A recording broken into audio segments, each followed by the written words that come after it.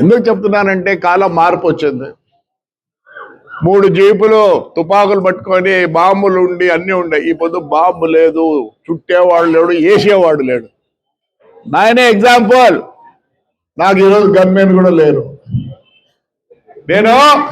నేను నా కుమారుడు రెన్యూలకు పెట్టినాం. ఈ చంద్రబాబు నాయుడు ఏమంటే వద్దు, గల్లే వద్దు అంటారు.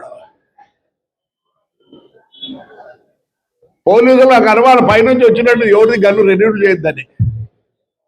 కానీ ఒకందుకు బాధ కూడా ఉంది. ఒక ఎమ్మెల్యే నాదంటే ఇన్స్పెక్టర్ ఎమ్మెల్యేకు ప్రొటెక్షన్ ఉండి ఒక రివాల్వర్ ఇవ్వచ్చు కదా. ఇది హోమ్ మినిస్టర్ చెప్తున్నా, ఇక్కడి నుంచే నీకు 8 సార్లు లెటర్లు రాసినా. It's insult for me, not to my government, not to my government. Insult for MLA for not renewing a gun license of MLA. I'm sorry.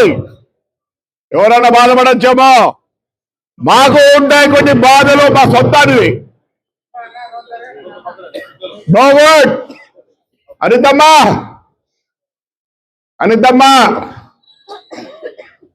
మరి నాది తప్పు నీది తప్పు పోలీసులు తప్పు నాకు తెలియదు.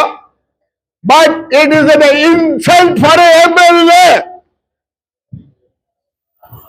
అంటే వారి సొంత గన్ లైసెన్స్ రెన్యూ చేసుకోండి పరిస్థితి.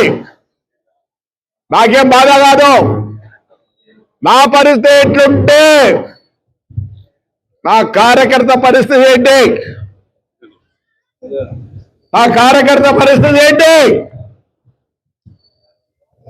మేము ఎస్పెషల్లీ తాడిపత్రి కాన్స్టిట్యున్సీ 5 ఏళ్ళు ప్రతి ఒక్కరు పార్టీ కోసం కష్టపడ్డారు.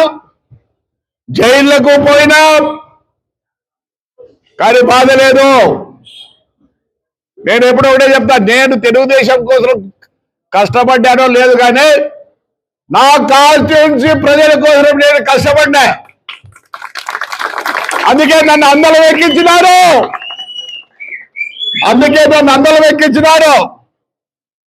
నేను జనాన్ని నమ్ముకున్నా, నా జనంని నమ్ముకున్నా.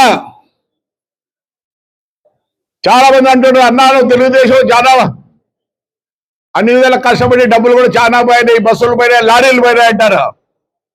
నేను తెలుగుదేశం అవసరం కాదు, ముందు నేను భద్రంగా ఉండాలా, నా కాన్స్టిట్యున్సీ భద్రంగా ఉండాలని